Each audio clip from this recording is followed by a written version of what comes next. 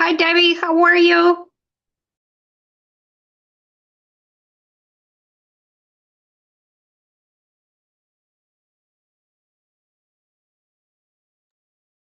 I'm good. How are you? I'm going to give you a co-host. Good, Debbie.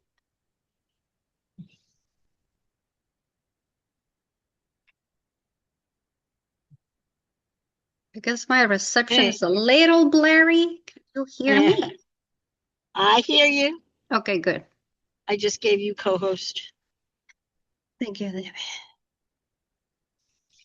No worries.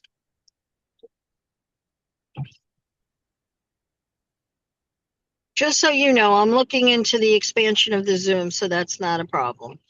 Oh, great. Thank you, Debbie. I have to talk to Zoom and see how much it costs and what it is, and not a problem. That would We'll be figure it out.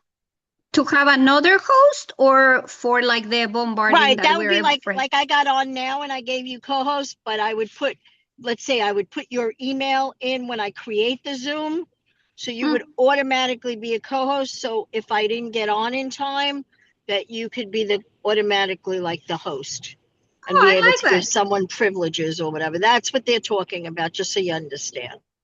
Okay, I that is a great understand. idea. That is a I great idea. understand. It's okay. To It's be a great fair, idea. If it's a great idea, if you are civic and community, we are the government office. I have to follow government rules, and that's something that people do not understand. yes. It's And not like I don't want to. I have no problem, and that's what others don't understand. I'm happy to share, and I'm happy to give, and I'm happy to do whatever. However, I still have to follow the government rules and regulations. that is true. Yeah. And everybody seems to forget that. And the government is 10 years behind the private sec. You know, just an FYI, I'm an old tech girl. I started in the tech field way back. So Hmm. before I was in government. So it's not like it's not like it's foreign or new to me. It's just we have to follow certain protocols. And that's what's not understood. And if you were a city employee, there wouldn't be a problem. The problem is that people are not vetted, they're not fingerprinted, they're not processed through the city of New York. So I we have understand. protocols that we have to follow. So I just want it, on the record that, it's not about being difficult. I'm happy to do whatever I can, but as a city employee, I have to follow the protocols. I understand, Debbie. Thank you. Thank you. You're very Um, well. Well, this way you can understand it to explain it to others from your point of view. Perfect. No, From that a was very helpful. Yes. from a Thank you. perspective of fair and equitable, I certainly am not someone that wants to put, roadblocks up. That's not who I am, that's not what I am, and that's not how it is. Yes. Thank you. Good afternoon, Diana. How are you? Hello, good afternoon. Very nice to meet you. Diana It's Lo. a pleasure to have you here. Thank you. Do you need do you have a presentation? Do you have something you need to put up on the screen? Oh, yes, it would be. I realize that you have disabled share. Okay, hang on, I will give that to you. Thank you. Sometimes it's just nice to have pictures and not my voice droning on and on for folks, you know? I totally understand that. You now have privileges. Thank you. And Okay. Tanya, when I jump off, you will be the host. Okay, but just please, just look. Oh, yeah, she already did it. I can see. Yes. Okay. You can see it? Yes. Yes. I was Perfect. going to say, Yeah. Debbie, before you jump off, let's see Oh, no, no, no. if I'm the going to wait. material is there. Yes, yes. We'll see. Is Patrick coming on your meeting? I'll give him also co-host. Yes. Yes. There should be, they should be arriving soon. Not a problem. Thank you, Debbie.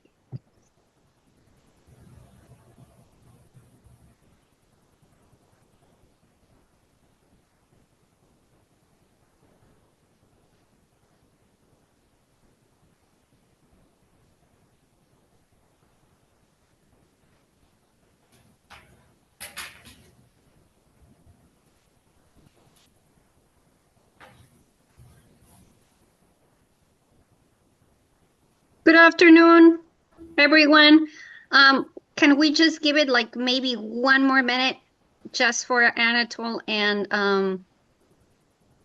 Patrick to join us? They should be here shortly. I see Patrick's on here, and Okay, good. I will give him co-host. Yep. Thanks, Armlight.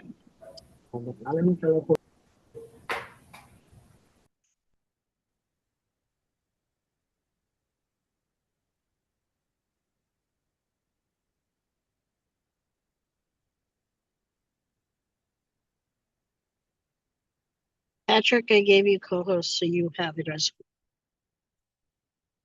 This way Tanya can have a backup. Thank you.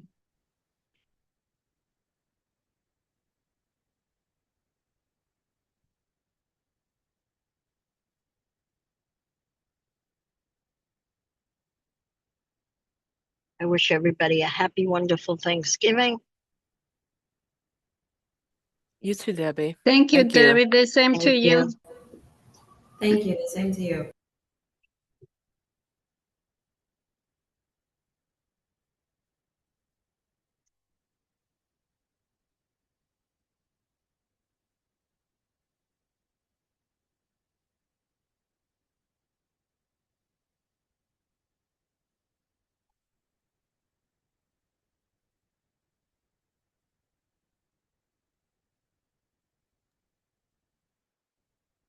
Okay. I would say that just to respect everyone's time, we're gonna start. So I want to say good evening, everyone. Thank you for coming. I know we're approaching the holidays and everyone gets more busy, so it's more meaningful to see you here today. I want to start by introducing Director Logan at the Mayor's Office of Criminal Justice. I had the pleasure of meeting her through a panel discussion at the Center of Architecture. To be fair, I was attending one of my favorite architects' film screening, followed by a panel. And what happened was that I came with so much more information that I anticipated. And I had to go up and talk to Diane and ask her questions. I wanted to know how can architects and the community support all of this that I have heard. And her answer was very simple and clear: educating our community. Diane, it is a pleasure and honor to have you here tonight. The floor is yours. Good evening, everybody. Thank you so much for inviting me and our organization. We are a very small agency in comparison to our sister agencies, but we carry a very huge responsibility, and that is making sure that our criminal legal system is fair and equitable.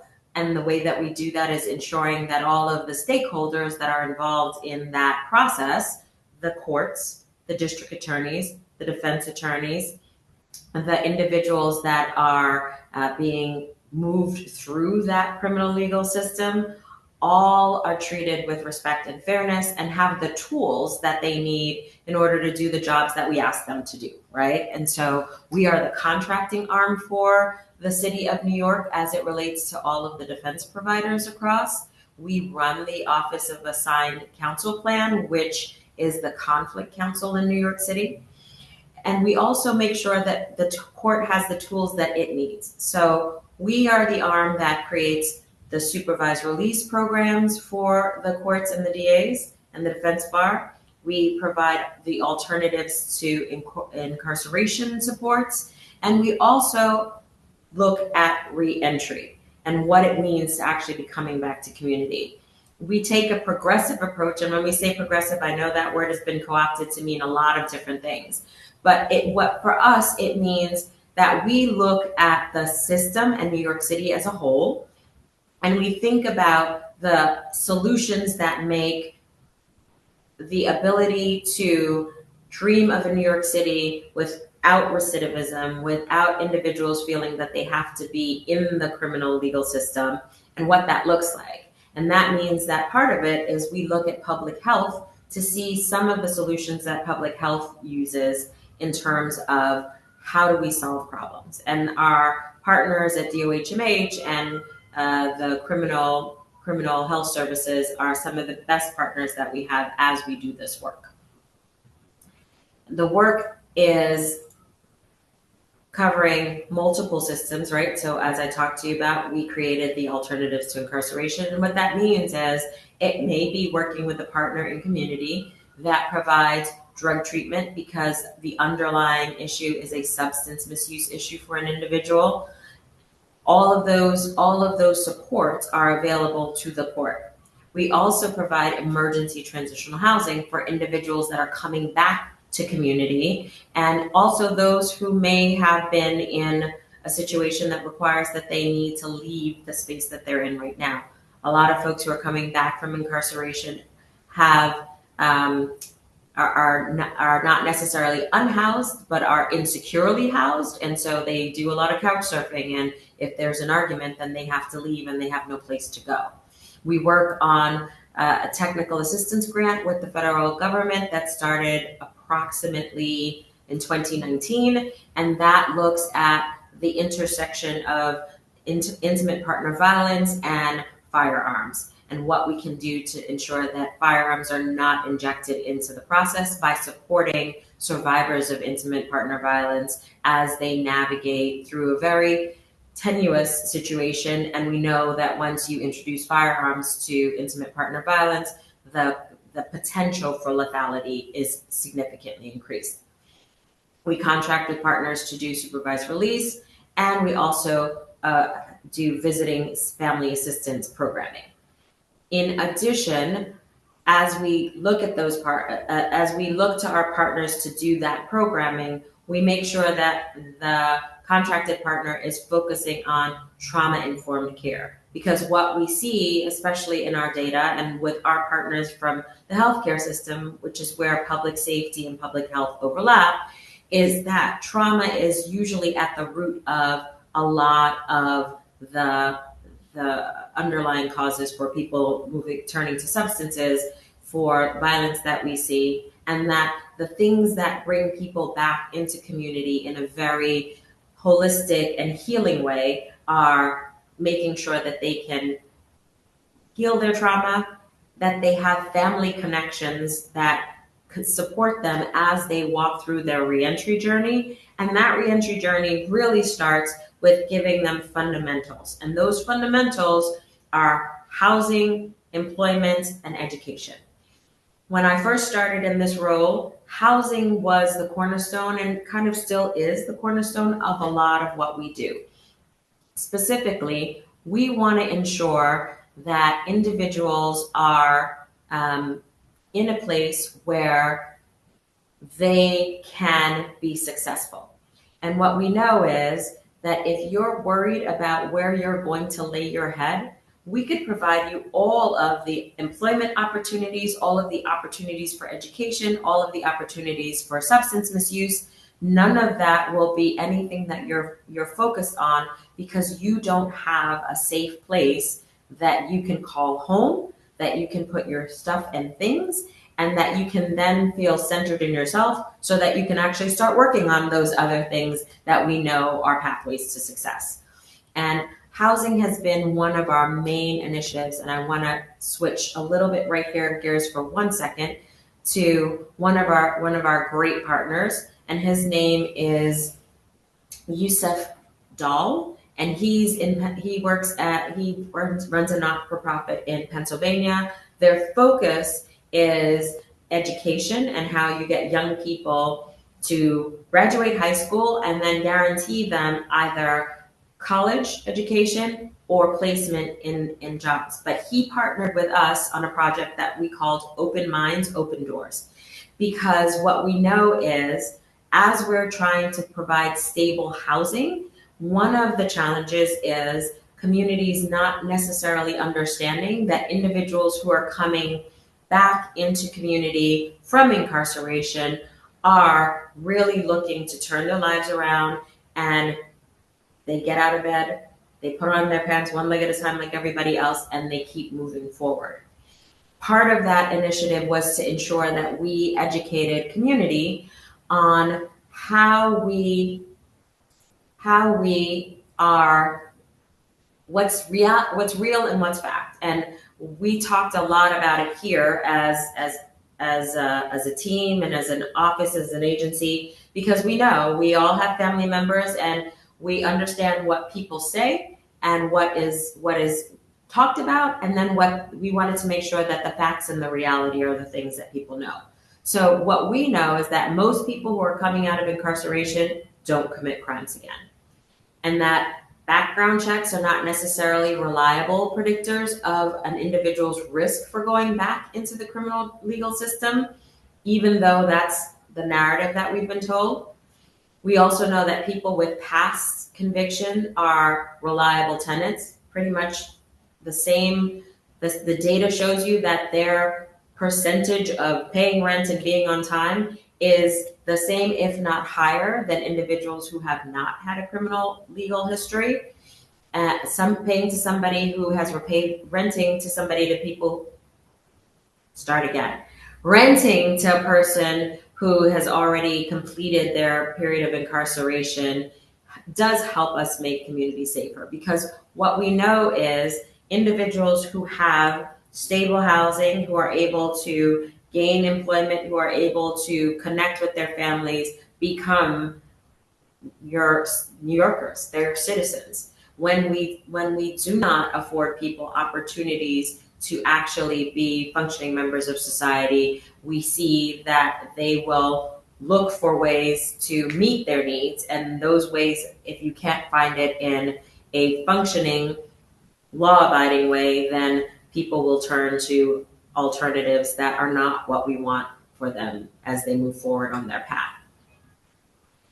We also make sure, our office, along with partners, that people who are navigating their journey back to community from having been incarcerated have partners. So we make sure that they are mentors, that they're peer navigators. We contract with some of the most long-standing non-for-profits, Fortune Society, Osborne, Cases, individuals who have utilized their services and have been assigned to them from court cases can always go back to them no matter where they are in their journey, even if it's been 10, 15 years. If there's something where they're facing a challenge and they need the supports, they can go back to them. So there is so much that is available for individuals as they navigate their journey, and we want to make sure that people understand that. And really to understand that the way we talk to people who have been incarcerated is really important. As humans, none of us want to be called a monster. And so language really, really matters. When we talk about individuals that have been in the criminal legal system or have been actually incarcerated, it is much, we focus on the individual and we don't focus on labels. We don't call people felons. We don't call them ex-cons. We don't call them perps. We are people who have been impacted by the criminal legal system. We know that not only are criminal records not necessarily reliable, but we also know that charge is not reliable as to whether or not a person is going to be a good tenant or a good citizen, and that we have to make sure that we avoid judgments, and that we let them know, and we let the people know, and we let communities know that when we have transitional housing and we have partners who are in the neighborhood providing housing and services to individuals, that we are good neighbors and good partners. We come to community board meetings, we go to precinct council meetings, and anytime there is a challenge, we are immediately addressing that.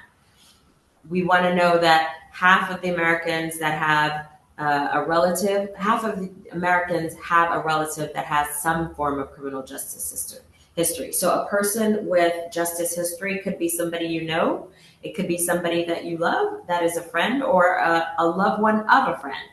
And it does take a lot for people to come forward and to keep going on a daily basis, where a lot of the rhetoric tells them that they are not worthy of being our neighbors. And so we really work hard to ensure that not only as we are responsible for building borough-based jails, so that is the closure of Rikers, and for smaller jails that are in the boroughs and the neighborhoods, that those spaces are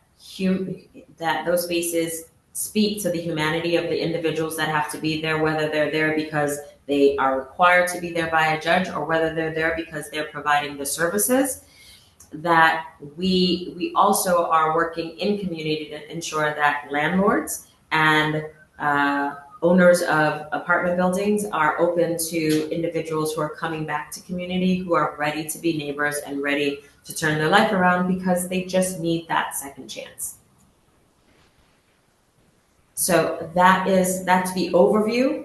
Our website, I will keep up here, as well as our LinkedIn and our X handle. But I am very open to questions because I don't think that it is the best way to communicate and educate if we do not actually give all of you an opportunity to ask questions and maybe even address some of the things that you may have heard that you find scary or challenging and you'd like to know more about.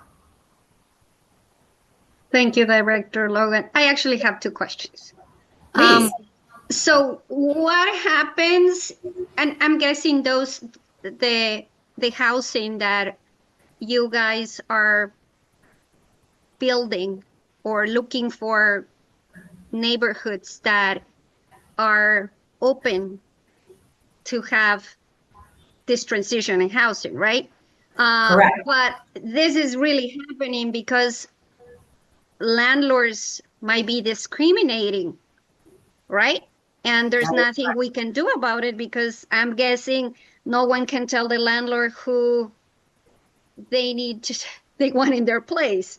So, well, that's not completely true. Our sister partners in government, the Citizens Commission on Human Rights, works very, very closely with us in terms of a vulnerable population to ensure that where there is discrimination, they are going to investigate and they will move in to do enforcement and education, right? So sometimes it's not necessarily, I always say you don't need to bring a hammer where a feather would do the trick, right? If educating people and giving them the information that they need, as well as assurances that, by the way, this person that you're renting to, you have a better reliable tenant because they are supported by an organization that A, may be helping them support and pay the rent, so you know it's going to be on time. B is ensuring their employment so that they also will be paying you their rent on time. And C, they have looked at the apartment and they've already started thinking about fixing different things because they're going to be here because it's taken them such a long time to find some place that they can call home, right? On average, we know that individuals are a year without employment and at almost a year without stable housing, if not two. I'd like to also show you one of the programs that we run that is not housing related, but it is part of the employment and workforce. So we run a program that is Next Mile with a company that's called Emerge, and they're a software company. And it trains individuals for commercial driver's license. So these are some of our graduates whose smiling faces I got to see when they finished our program. The program is geared towards the fact that people who are coming back from incarceration may not necessarily have stable schedules because they have to go to a parole officer, they have to go to probation, they are reconnecting with their families, and a lot of them may be now taking on the primary pickup from school so that they are helping to alleviate and contribute to the household.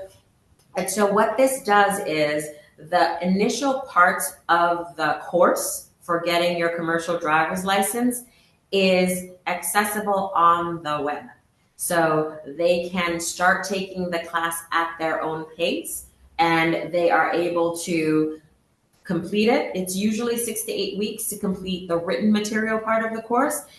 This gentleman over here, Andrew, he finished it in 4 weeks. He had been living in our transitional housing for 2 years without any success and any ability to move into a place of his own. He had a child, he had a significant other.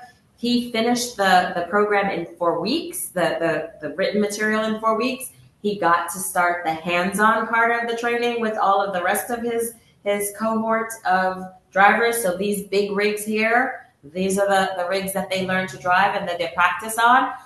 And all of these individuals who graduated from our pilot cohort started with salaries anywhere from 75,000 going up to Andrew, whose starting salary, because he was just that good, was $120,000. So he left us and signed his own lease without any vouchers needed and moved his child and his significant other into their new home. And maybe your neighbors, who knows? But he's a good neighbor and he's now contributing to our bottom line tax revenue because he's one of the high earners who gets to pay us New York City taxes. So it is the thing that we focus on is how do we give the support and opportunity to those people who really are just asking for that second chance. Yes. And I have one more question. Last time I heard you speaking on this matter, you mentioned how difficult it is for women to go through this process, especially because men, thank God, let's say, now get a little more of support from their loved ones. But women tend to be more punished through it.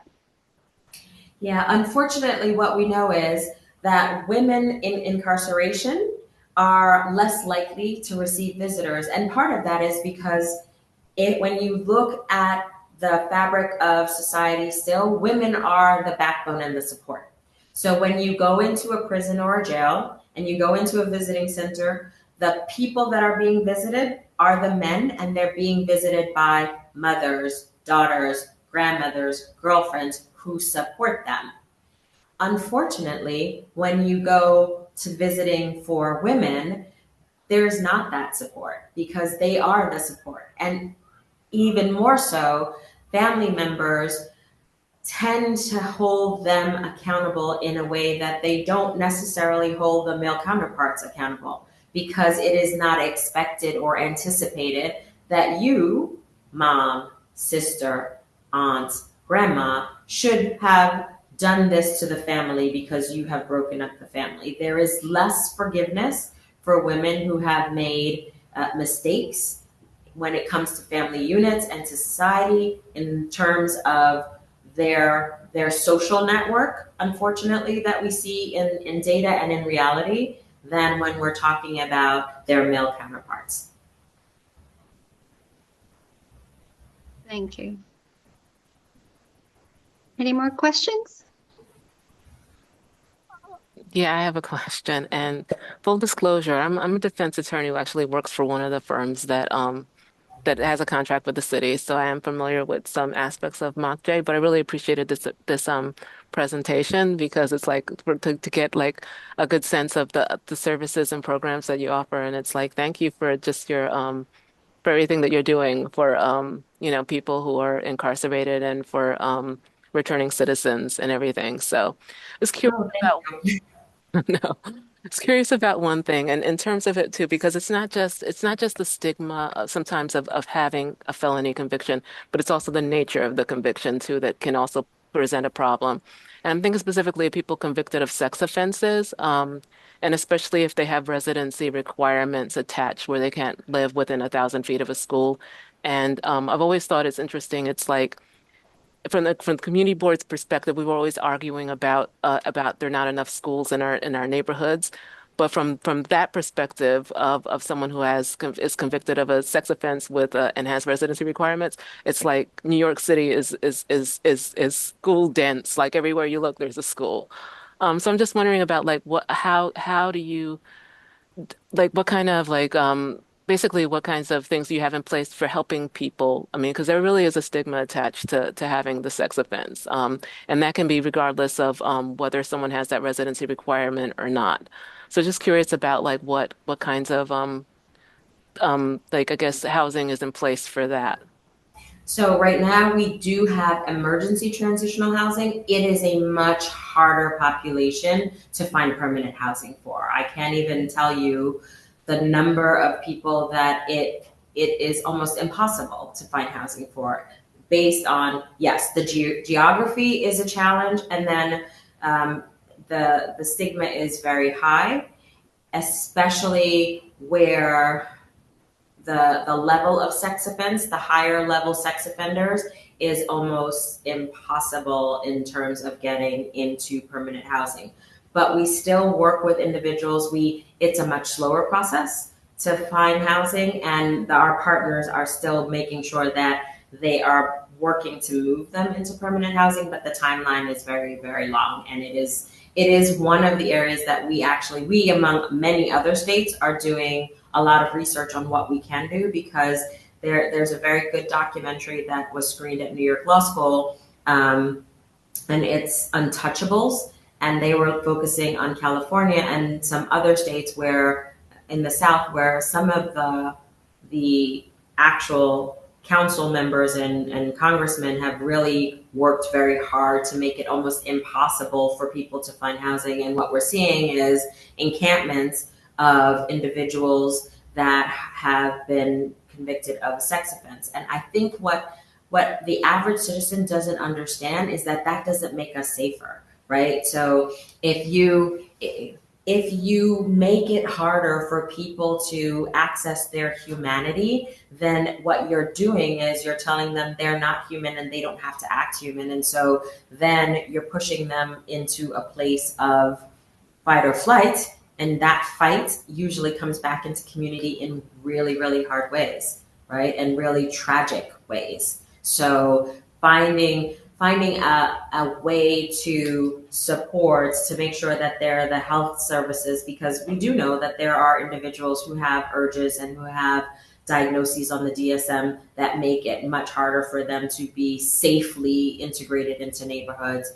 But the what needs to happen is how we look at what the root cause is and start to think about the ways that we bring in and incorporate public health and make sure that we are actually meeting the needs of individuals, so that all of us, everybody, every single person that's on the planet wants to be a happy, healthy human, right? You want to love the people that you love, and you want to just be able to eat and to be.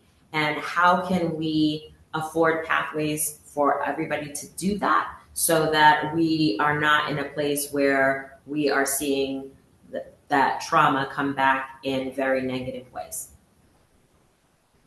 Thank you. I appreciate that answer. I also appreciate, and when you answered that question too, is like, it just brings me back to what you were saying during your presentation about like how many people who are incarcerated are also like it's trauma, that like there's trauma in their background. A lot of people. And not to say, I think that's something that just needs to be taken into account, I guess, in terms of like how they got to where they're at, and then also dealing with how to make sure that people don't reoffend either. It's like really addressing the root causes behind some of the conduct.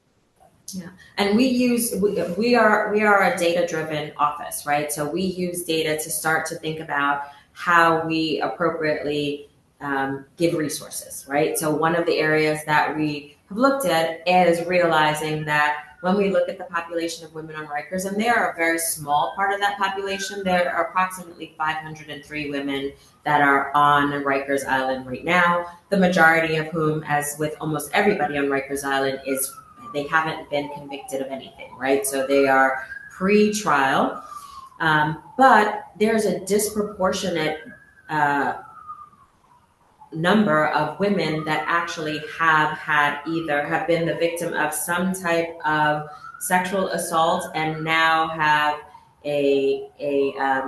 either mental illness and or serious mental illness, right? So when you're looking at that population of 503, there's almost close to 90% of them that now have some level of mental illness in comparison to their male counterparts who are still high, right? We're still looking at more than 50%, but are not at that level. And so we as a society really do have to think about what we're doing and how we are not only addressing accountability, because obviously when people make mistakes, there needs to be accountability, but what we're investing in our neighborhoods and communities and how we ensure not just agencies, but that the community, like your neighbors, are educated, equipped, and resourced to be able to provide that support on the front end before people fall into the criminal legal system, as they're navigating the criminal legal system, and as they're coming back.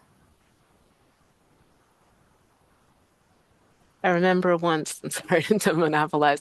I just remember once, and this is a long time ago before I was ever an attorney, getting into a conversation with a woman that I met at the library. I'd gone to pick up tax forms, and she was somebody who had just been recently released from prison and was struggling on the outside and was thinking about um, committing another crime in order to go back in where she felt safer.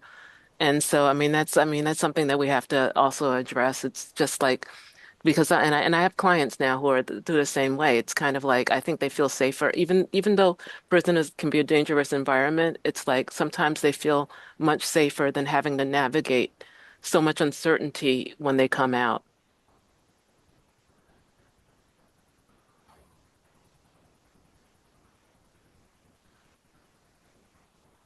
I mean, I do have a question I would like to ask.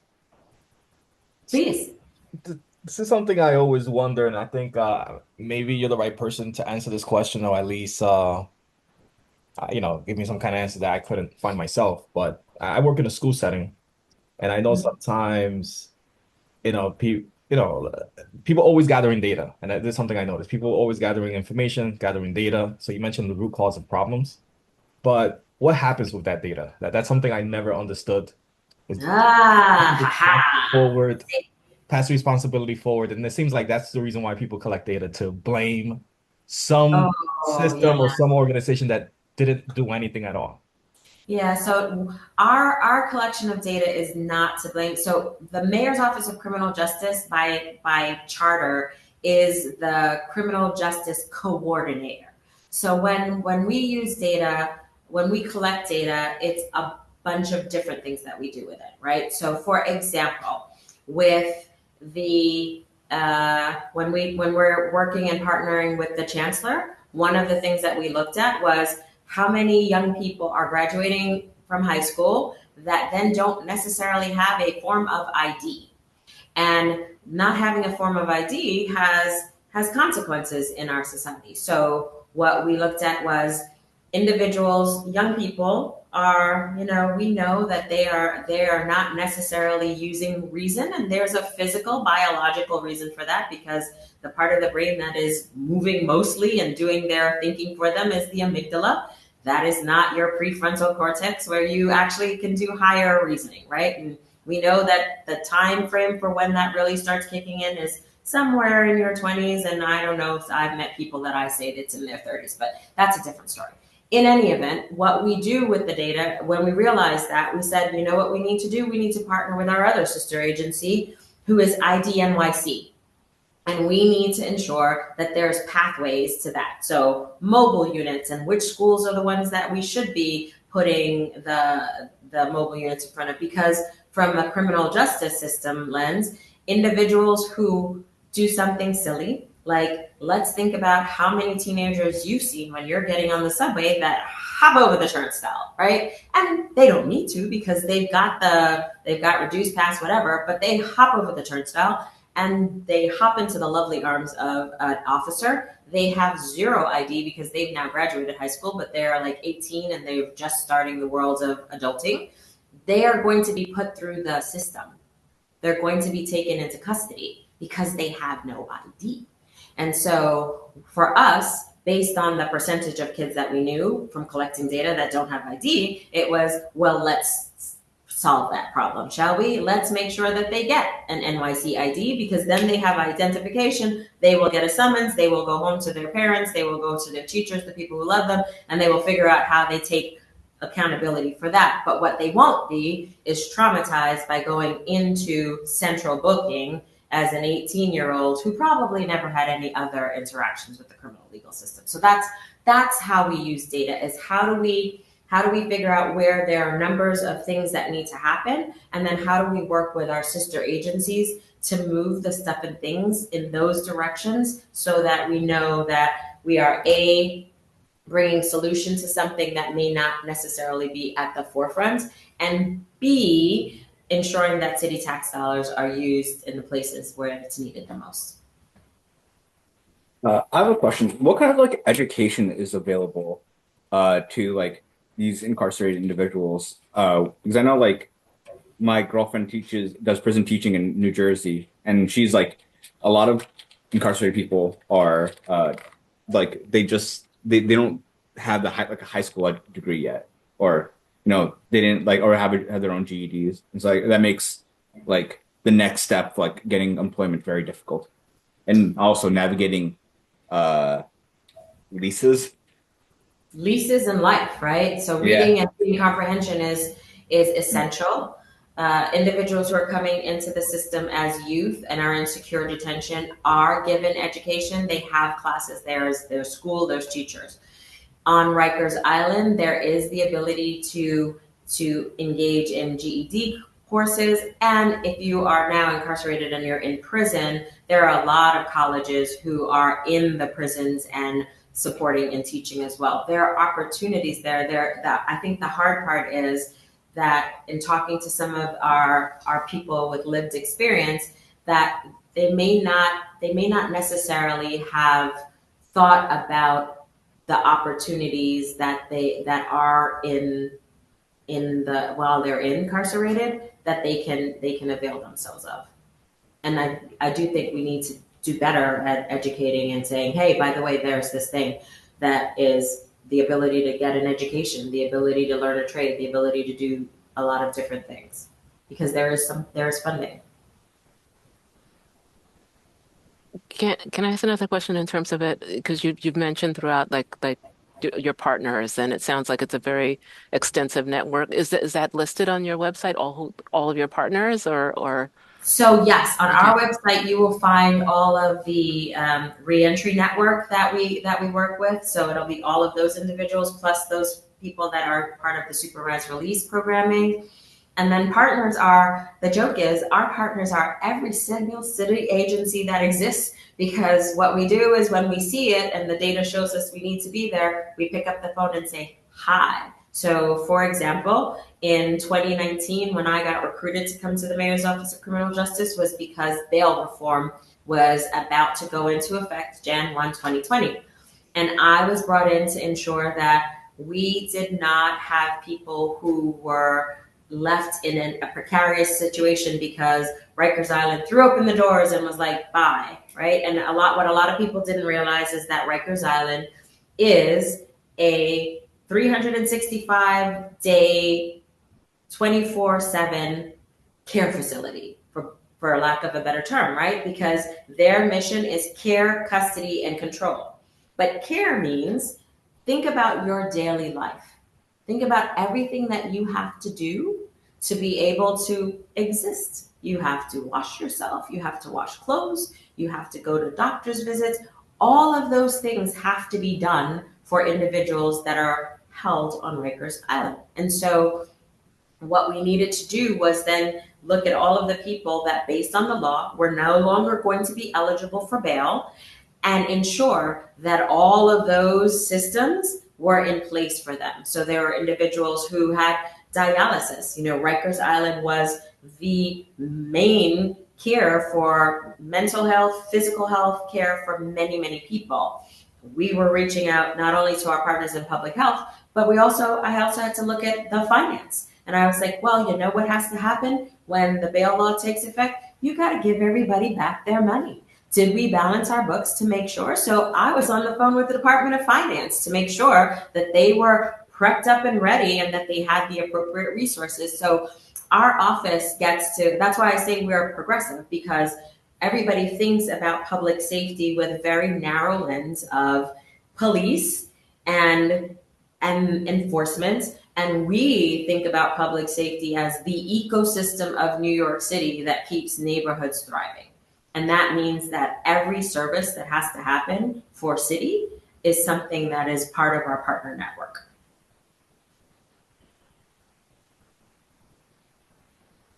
Any other questions? Go ahead, Eric. Yeah, thank you. And thank you so much for being here. Appreciate your time and appreciate your sharing this information with us. My question maybe relates a little bit to what Lauren just asked, which is as we're thinking about what we as a community board can do to be helpful to you and spread this information, are there any gaps in terms of your partnerships and your network, whereas we think about kind of getting the word out, using our networks, whether it relates to in the education sector or different employer pathways? Is there anything that any kind of asks that you might be able to use this opportunity to put back to us, and then we can put back in the community too? Well, but so this is the ask. Being able to have the conversations with your neighbors and pointing them to our website. And then even if you have neighbors who are like, we don't believe you, that doesn't really happen. Those things don't exist. Because I think sometimes people think I'm a figment of their imagination. No, I'm not. And neither is our agency. This work is happening. And it's so important that when we find a building in a neighborhood, we don't end up with protesters who are like, absolutely not, you can't be here, no way, no how, we don't want your kind here. That it's like, what kind? The human kind?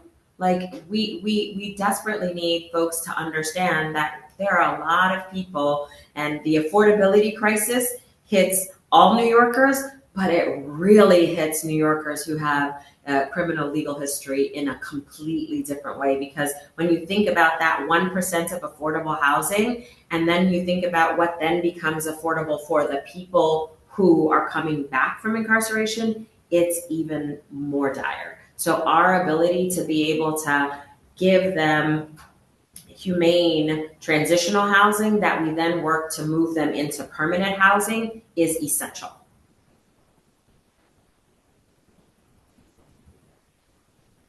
Thank you, Director. I just want to mention something that I heard once in the news when they were talking about former incarcerated people. And it was Harold Lewis in Channel One who was saying they become invisible homeless because everyone is looking at them, but no one realizes that they don't have a place to go.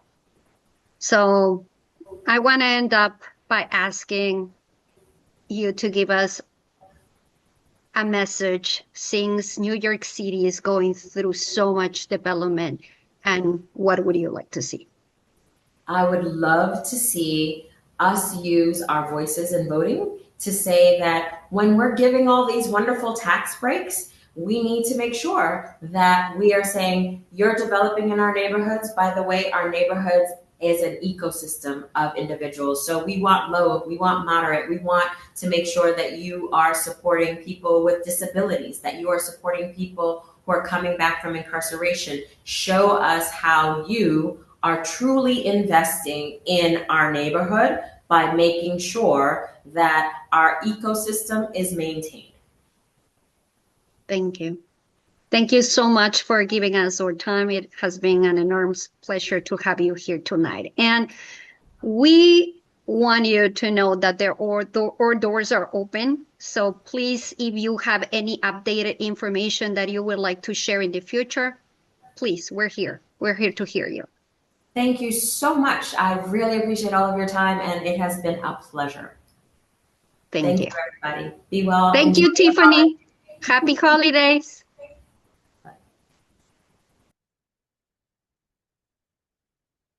Thank you, everyone. Wow. As I said, I'm going to say thank you, Tanya.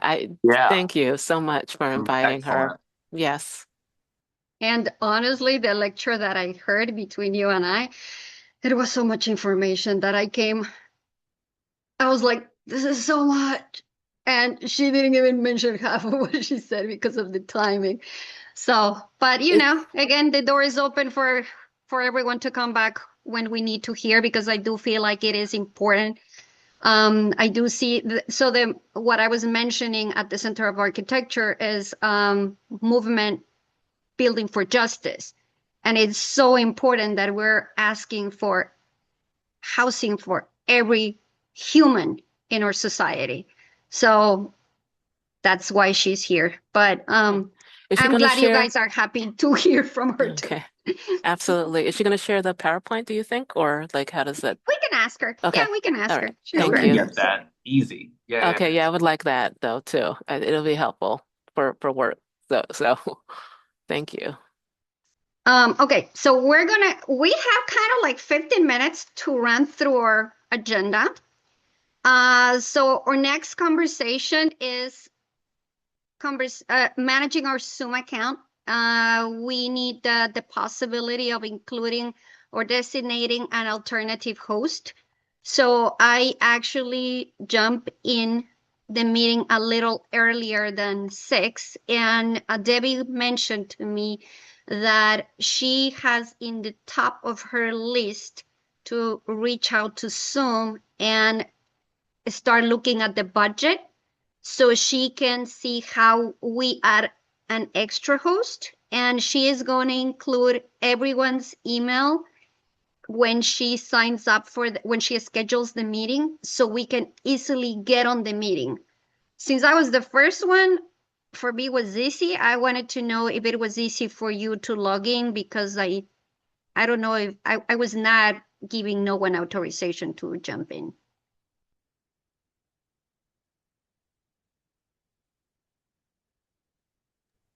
What, Yeah. what, Yeah, I didn't have any issues logging in. Okay, good. so I So was made the co-host. I don't know by who, but yeah, Debbie. okay. Debbie said that she entered our emails and she's going to check on, again, budgets and talk to them to see how it would be to increase.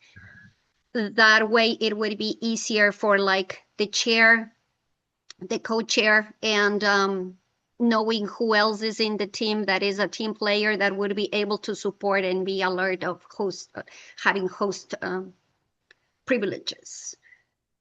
Okay. So anything else we want to mention on that? I'm just curious if Amaris, you have, who are some of the Zoom specialists around here? Because you're very techy, and I know Randy said he had information for you. Because it seems to me that, you would understand what the options are and the needs are better than Debbie, quite frankly. Actually, I didn't know this. She was telling me that before she being part of the government, she was in the tech world. Had no idea. Yeah, so was I, but that was a lot of years ago. It changes. So again,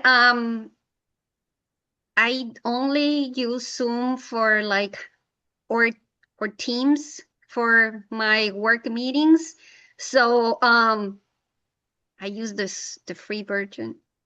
So, but more than us having the privilege of host is actually how do we make sure we don't have those bombarding things, that is what we want to prevent. And I know for sure that for that we need to upgrade our account because Yes. I don't know how those plugins work, but we need some protection for someone not to bombard us with nothing. Yeah, I think if not next month, definitely next year, that's like a priority. So to have, I forget what it's called, but yeah, that type of feature to really restrict who can share and what and when. And I think another item that we really want to flesh out is how to make sure that I'm pretty sure we want all of our meetings to be broadcast on YouTube. And we should be doing that, like not just this meeting, but just all meetings without fail. And until we get better at it, it's just kind of this little reminder as well. Yeah, wasn't there like an option that we maybe need to write it down for Debbie to do it, that when you log in on Zoom, that goes automatically to YouTube? I'm not sure, but I'm sure we can write that sentence pretty quickly and have it be applied if not, for December or January onward. I mean, Yes, Ross. Yeah, it seems to me that one thing that might be a good idea in our meetings is to have a maybe the vice chair of the committee or a second person who's in charge of kind of managing the logistics of the room. admitting people when they want to come on, and addressing the Zoom bombing if it should happen, because it seems that we might be a little more proactive about that, and it's not really fair to put all of that on Debbie, and I don't think Mary Ann, when she comes to meetings, is going to do that either. Oh, yeah, no, that's exactly what we said, Ross. That is what the upgraded account would do, is help us block the non. No, I know that, The but what funny I'm thing. saying is you need to have a person, aside from the person who's running the meeting, have somebody else who's kind of running the Zoom. That's all. Just as a second Yeah, responsibility. someone who's like their primary role is to be kind of the digital manager of things. Right. That sounds totally needed. Yes. And just for clarification, did you say that Debbie's gonna have a meeting with Zoom and she wants to invite all of us in so that we can ask questions at the same time? Is that? No. She Oh. just told me, I'm gonna make you co-host, and I just want to let you know that I will be jumping off, but it's on top of my list to contact Zoom and check on what is the budget that we need to upgrade the account. Okay. And then she mentioned the two things, like the co-host adding and the bombarding thing that we want to prevent. That's it. And then actually it was very brief because Director Logan was already there. So we didn't go more on it. Yeah. Well, just my 2 cents. I think it's easy, just upgrade the account, right? It's not a big deal. It's just more about what features we have available, and also just making sure that we have some kind of like Rose says, just make sure we have some kind of, I guess, policy in place where people know, hey, if you're gonna come in, you're going to be doing this. This is gonna be your responsibility to like just keep track of these things. If you see something that's wrong, just kick people out or prevent this from happening, right? But I don't think it's that big of a deal. I think the big deal is the cost, right? So the more people we add with those privileges, then the more expensive it's gonna be. We want to look at that. Who has access? And I would say that anytime that we've been in a different setting that it has not been community board, everyone jumps to, like, if someone is not paying attention, which to Ross' point, it makes a lot of sense to have someone who's monitoring what's going on. They jump and they're like, okay, you have to turn it off. So it's easy. Anything else we want to do on Zoom, because we do have 2 more things to go through? I mean, what's the next step? Do you know when Debbie's gonna reach out to you to let you know? Does she give you any timeline? No. She just said is on top of my list to check on what is the budget needed to upgrade the Zoom account. That was it. I Okay. think it might make sense to give her a little bit of a sense of a time frame, because it's been on her list for at least 4 months. And Well, if it's at the top of the list, I'm sure it's the first thing she's going to do tomorrow. yeah, right. You think? Okay, we only have 6 minutes left, so I'll email Debbie and ask her to keep us posted, and if possible, if someone's available from our team to join her Zoom meeting, that would be nice. That way, if she misses to ask any questions, we can jump in to support her. So I'll follow up with Patrick on that.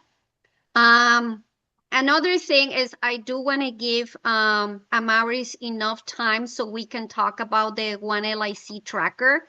But before we go to that, I do want to give a shout out to Monil, because we finally have a flyer for the food drive. So I'll be sharing that tonight. Yes, we finally have it.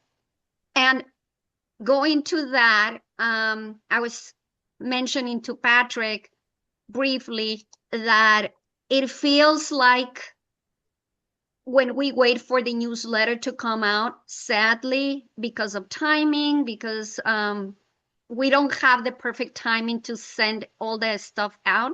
So we need to activate our social media to show stuff that is relevant and that is immediate and that it doesn't need to go in our newsletter. Sometimes we get information from, I'm going to say Sunnyside Shines, and they tell us, oh, we're having the Filipino parade tonight. And that's not going to go in the social media in our newsletter, but we need to show and we want to get attention and we want to share it with our community. So we're going to be looking into activating our accounts. I am not sure who has the passwords or how does it work, but Patrick and I will dig into it and let you know. So once we have it, we'll share it with you also. You can follow us. And if you have information that you feel like it's relevant to share it in our post or our stories, please share it. And then I'm going to pass it to Amari so he can tell us about the One LIC tracker. All right, so I just shared the link with everyone. Click on the link. I'm going to share my screen as well. But if you click on the link, it takes you to a Google Doc where I just outline a few tasks that I would need in order for the tracker to be completed. And I would like for, there's a lot of techies in here, people with tech experience. And I just want to see who will be willing to learn and take ownership of certain aspects so that we can go ahead and start tackling the One LIC tracker project. So just give me 1 second. Let me just share my screen.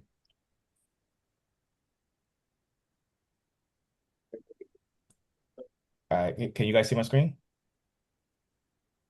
Well, You see it? Yeah. All right. So yeah, so I just broke it down into several different sections here. And web scraping, data manipulation, API integration, content editing, graphic, web maintenance, and so forth. Right. So if you guys can just take a look through it and tell me, just look at the description if there's anything here that sounds interesting or or you have the ability to do, even if it just sounds interesting. Please let me know. And then if you notice on the right side says assign to me, change. If you click there, you could just put your name there. If your name is not there, you could just click on the bottom, hit enter your name there. And if you see that there's multiple people there, please, the more the better. And if you don't know what it is, but you're willing to learn and look at YouTube videos, that's more than enough than what we need. So please take the time to look through it, see if there's anything that sounds interesting or you have ability to do, and so we can help out with the project. And I just wanted to show you guys the outline of what I envisioned. I was working with Randy on this, and pretty much the flow is, this is the basic flow of it. It's going to change, but this is the basic flow of what we discuss. And, I guess this is that's going to change later on. But the first thing is, we're trying to track the One LIC plan and making sure that the promises that were made are being kept. And, what I envision is being able to pull that information from different sources, such as news and blogs. Thanks a lot. Yeah, sure. A permit of, the permit website databases, Google Alerts. So Google has the ability to track different web pages and blogs, and then it will send you an alert once it matches the key terms that we're putting in. And then the city council websites, local politicians and things like that. So anytime that they will mention the One LIC or any sets of keywords that we deem it's close enough to that project, it will then take action and will go down to the next step. And so this is basically the workflow here that we discuss, and we're going to try to simplify a little bit as well. So I'm going to be in charge of the DevOps. So I'm going to be in charge of creating the infrastructure, setting up the virtual machine, setting up the permission, and setting up the Terraform, the Ansible script so that it can be replicated. This is something I mentioned before. I would like for it to be in GitHub. And that way, if somebody else wants to continue working on the project, they can go ahead and continue working on it. And also to allow people from the community to contribute as well. So people will be able to do a pull request and to make proposed changes. And then if we see that the changes is beneficial, we can go ahead and integrate it. At the same time, give them credit for participating in their civic duties, right? And being able to enhance and help out with this process. So let me just take a second here and pause. Does anyone have any question in terms of the task that I have laid out or this flow chart of what I see the sequence to be for the One LIC plan tracker? I think we really need to kind of digest it a little more first. Maybe if this was shared ahead of time, if this was shared ahead of time, I know I heard about it, so my bad if I didn't take the time to inspect it, but the questions will really pop up, once we give it a firmer look over. Okay. I Anyone have else? I have a Yeah. question. Yes. So, for the One LIC tracker, CV2 is going to be in charge of it.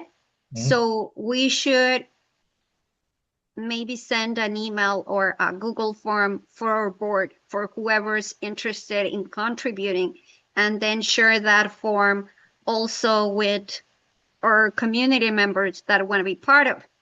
Now, the question goes here. We may know that some are tech savvies and would like to help, but is there any setting of privacy that we should be worried about? Or we can just, how do we screen the ones that want to volunteer, or do we just take whoever's available? Tanya, I'm sorry, are you proposing that members of the public have access to participating in this document? I thought that's what Amari said. Am I wrong? I'm sorry. I thought that's what you meant. No, that's correct. Not the entire thing, but just certain codes, certain portion of it. But not everything, So but I do want to open up for the public to participate in terms of proposing ideas. So that's Are basically you not talking about sort of making it into a community bulletin board, where people can just put stuff up, or because maybe we should start with what we can do. Yeah. Well, not necessarily a community board. So I will show you what my initial proposal is, my initial design. But basically I want to establish the infrastructure, the minimum, right? And then once everything is built, if anyone wants to propose ideas in terms of how to improve it, so maybe let's say, for example, the design, they want to propose, some ideas, some suggestions. So from that perspective, they don't have access to the code. They cannot change things on their own, but it's just a proposal, right? And then we will receive that proposal. And then if we see that it's something that could be beneficial, we can go ahead and add it, integrate it. If we don't see any benefits from it, then we don't have to integrate it. But at least it brings in a collaboration between, the community that exists here, which is, there's a big tech community in our district. And I think this can be one way to get people to participate and help out and, increase engagement from a group that generally are not necessarily engaged. Roz, I know you had your hand. Yeah, I had my hand up partly because, I think, although I appreciate having gone to the meetup the other night about N88, so at least I know what it is. I could perhaps be helpful with content, but I think not as a manager of being responsible for all of it, but when something is important, putting it together and sending it in. I think basically I've been doing that from time to time. So Yeah. I could see myself continuing to do that. And I think that's important. So so there's going to be so much other things that people can help out with that is not tech related. But at the moment, I'm trying to find out who is interested in the tech, who has the skill set, and who has the interest of searching up YouTube videos so that they can learn how to do these things. That's pretty much what I'm looking for. But yes, there will be other things that people can help out in terms of the content, editing of the content, and making these kind of suggestions that I may not necessarily think about, but you may have a different perspective that will be able to contribute. So, but right now we're just looking for those people who have the interest of getting, learning a few things from YouTube, or who have already the skills to do these things and implement these things. Okay, we had a first volunteer. Eric wants to support, but he had to log off. Okay. Quick question. Yeah.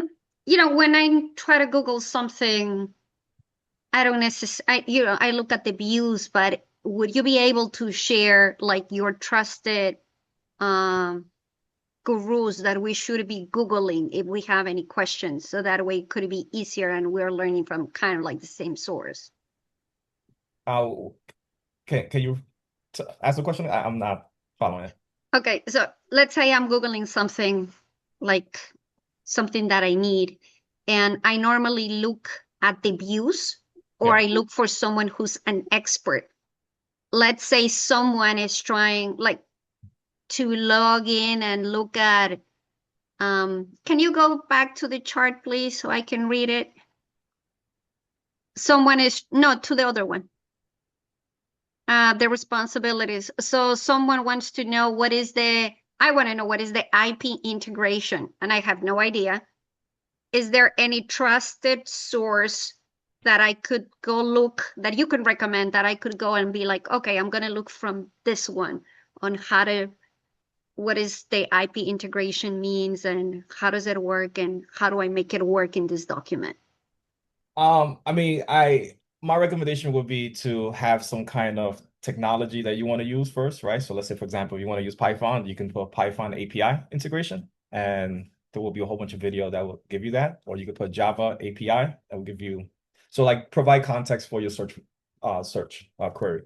But I will also say too that once I figure out who's interested in participating or who's interested in learning, my next step would be to give you those particular tools that I would like for you to use so that we can integrate it easily into this project here. So I don't expect you just to go on your own and start doing the research. I'm just gonna give you like a few parameters, a few search term and the technology itself. So as an example, so let's say for example right here, so I have Python script that is going to go through certain news platforms that I know is local news. So for example, like the Queen's local news sources. And we can have Python scripts that will look at those articles. And if the article contains any other keywords that we as a group determine is closely related to the One LIC plan, then we can go ahead and flag those articles and then we can move on to the next step. Right. So it's not necessarily that I want you to do the whole thing on your own. Like I just want to know who will be interested in learning or who has the skill set to actually do these things.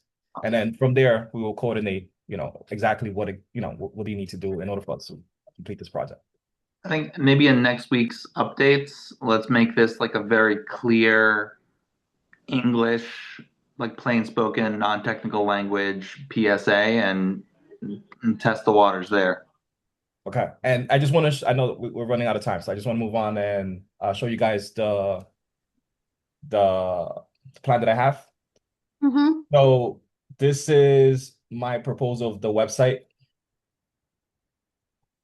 All right, so I took the time to just come up with a mock site. So this is the homepage. And here we see how many promises were made, how many promises were being kept. Over here, we can put some highlights of certain promises that we want to highlight for any particular reason. And then here, this will be where that API will come into play. So for example, we have the New York Times, Queens Chronicle, Department of City Planning, and each one in this particular hypothetical scenario, each one of these sources have information that relates to the One LIC plan. So they may have some kind of keyword, and that's the reason why it comes up here. So then when the user clicks on it, it will come up to give you more information about it. I don't want to have the entire article. I just want to have a quick summary or a snippet of it. And at that point, if the person wants to read any information that relates to it, they can go ahead and click on the full article. But at least it brings in anything that's related to this plan. Here's forefront, any news source that mentions this plan. We have a single source of truth when it comes to that.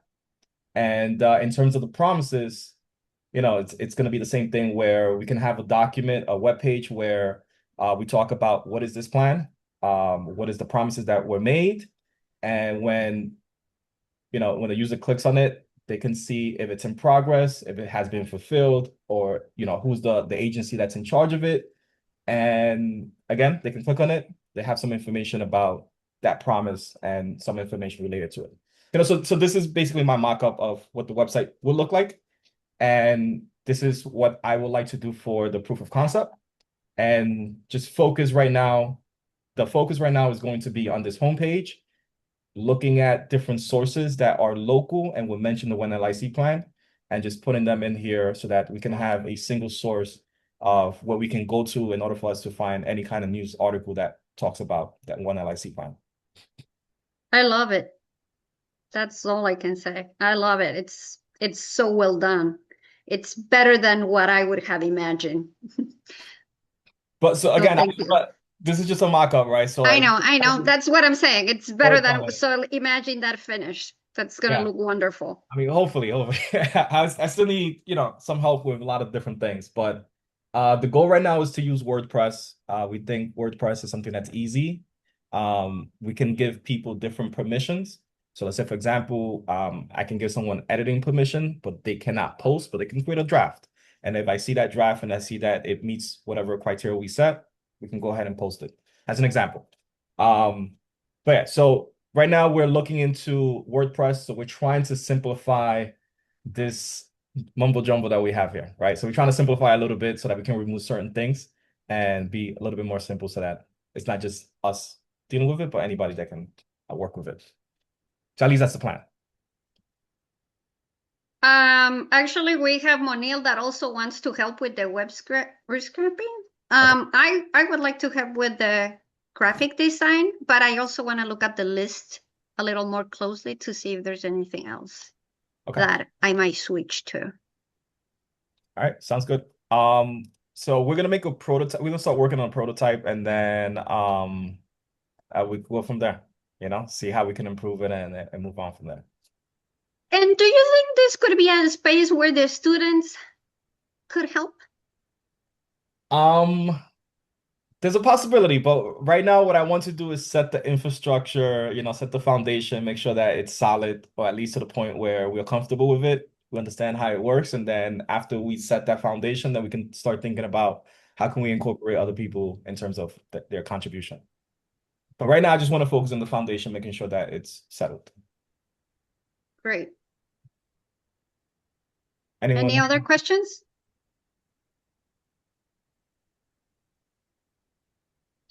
All right. I mean, that's it for me. I don't have anything else that I want to mention at the moment, but we're going to be working on it. And again, I put the link there. It doesn't necessarily mean that you have the skill set at the moment, but if you're willing to learn and watch a few YouTube videos to help out with that process, please go into that link, that document. And if there's anything in there that you want to participate with, or you see that other people are doing, just hit enter, put your name in there manually. And at least it gives me it tells me who I can go to for certain things. I also put content editing. So if you want to, you don't necessarily want to deal with the tech, but you would like to help with the content editing, please put your name there as well. Can you please email us this, because we have Randy who couldn't make it. Eric already jumped off, and we can share with whoever is interested. Okay. One final thing I want to mention though, before I completely forgot about this. So we do need resources. And I just want to put this out there because right now I am working with my server as a test server. But in order for us to bring this forward, my proposal is to have some kind of cloud computing server so that we can go ahead and implement these web applications that we would like to build in the future as well. And I know we mentioned being able to manage social media account. So again, that could be something that the web server can host as well, right? So if we want to do a self-hosting option, it will be much cheaper compared to going with, for example, Buffer. There's pros and cons with both of them, so we could talk about those pros and cons. But I definitely would need to have some kind of server so we can host these resources and other future projects that we are planning to execute as well. So throw it out the budget that we have right now, the suggested budget that we need it would be immediately, right? Because we need to start. So it would be 120. No. So this is for the social media content. I will say I should have put it here. I completely forgot. But from the top of my head, I think it was $300 and something, let's say $355 for 3-year contract when it comes to AWS. That is what I'm strong at. If there's other cheaper options, again, pros and cons. My skill set's in AWS, so I would definitely go with that because it will be easier for me to be able to manage the foundations of things. be able to do DevOps, use Ansible, use Terraform. But if anyone has any alternative, welcome to. Yeah. But I will definitely need something. Yeah. Resources. And so right now I would say 305 Yeah. for 3 years. Yeah. And then later on, I can give you the exact figure. Okay. Can you share this, Ross? This is a question for you. So, can you share with the SCOM committee and CC me on it so we can know? Because I'm guessing that this is something that we're gonna have to go through them so we can get it. I don't know how our budget is looking and how we would get the budget, but we should get it. We should be talking about this immediately so we can know how to do it. I think Michael Zorob is the person to contact. That's straightforward, and I would just go. I don't think we need the budget. I don't think the budget committee is actually meeting now. It's in its dormant season. We approved that budget. No, I said the ESCOM committee. The which committee? The exec committee. Oh, executive committee. Excuse me. Thank you. Well, I mean, again, Anatole would be the one. I agree with Roz, though. I think Michael might just be the best. Michael and Anatole can figure out where the money's hiding. But I'm just going to add to, I think it's also important to emphasize why we need it, right? So there is, because I know some people may say, like, listen, you can host this on a computer, any computer. That may be true, but then the question becomes who's going to donate their computer to be on 24/7. And again, it's going to be posted on the internet. So now that computer is going to be accessible by anyone on the internet. So there's a lot of risk there. And I don't think that's something that anyone should take in terms of risk. So it's definitely something that we need to do if we want to, we're talking about the tech committee and things like that. If we want to make it serious, I think we need to have a platform where we can host these kind of resources. And it's running 24/7. Again, it allows us to separate our own personal computer from these type of computer what's going to be posted on the internet 24/7. I don't think anybody is questioning the necessity of it, and we can provide a breakdown and context and background and justification for folks less aware to kind of CYA from that perspective. But yeah, but the budget, Anatole and Michael all the same can be the best sources for where to find and pay for that. I also think you'll encounter resistance, that's putting it very mildly, from the office who will want to be managing and running the whole thing. And the office will have no jurisdiction on this. Well, you tell that to Debbie. Go for it. That sounds fine. When she sees the recording, when the minutes are taken, it can be made clear there's no jurisdiction on this. I understand that, but all I'm saying is we need to be able to present it in such a way. I mean, first of all, as a general concept, the board should be in charge of a lot of these things, and we've let the budget be, the local budget be in the hands of the office for too long. So this will all be part of that, I guess. So if she has the tech know-how and she wants to take it on, again, my whole thing is I want the code to be accessible by everyone. So if I get off the project, it will be able to be run by anyone who has a skill set to do so. But yeah, so why not? If they want to take over the project and they know how to, that's fine with me. They're welcome to, of course. I don't think there's any reason for the office or us, anyone, to encumber, the project moving ahead all the same. As I see it, anyone who would be holding this as the primary responsible needs to be protected.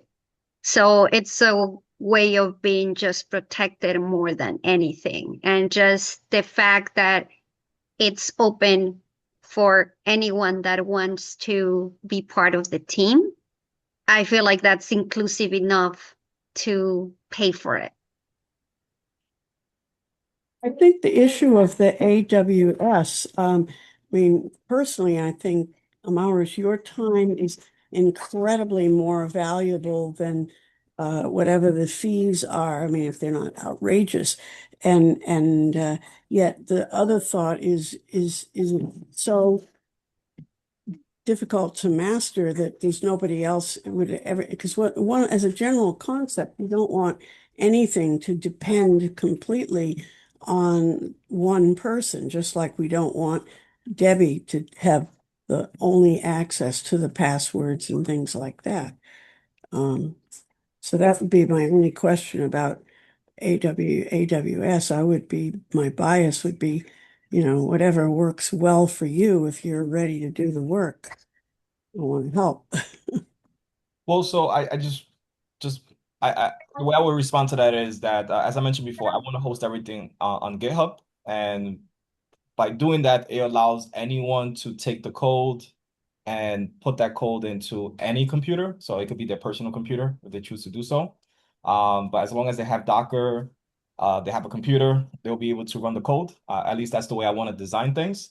And that's the reason why I want to focus on the DevOps aspect of it, because I want to make sure that that code is, it has the ability to not be dependent on any particular platform, and you can put it on any platform that you want. And again, AWS is just a platform that I use personally. That's the one that I know. There's plenty of other platforms. So if somebody else comes in and they have a stronger know-how, let's say an alternative, they can still use that alternative platform and it will be able to work. At least that's what I how I want to design it. So if someone else has a different skill set, they can go ahead and pull the code and put it into that platform. It'll still work. Yeah, GitHub and AWS are pretty standard tools that like every software engineer kind of uses. So like what Amarius is saying is like very just like basically like very generic and like yeah, and like portable, I would say. So I don't want to take too much time. I know, we went over, so I'll leave it up to Tanya. But again, please click on the link. Please let me know if there's anything you would like to learn or have the skill set of doing currently. Thank you so much. There's an amazing improvement, is how I see it. I didn't know that the tech committee could go this far. So it's great progress. Thank you, Amaris. Please share the link so we can give it a closer look and do it. And for those who are not here. I do want to say to everyone, happy Thanksgiving. We'll be connected through email for anything else that we need to talk about. But for now, thank you for joining us and we'll see you soon. All right. See ya. Thank you. Bye. Thanks, everyone. Thanks, everything.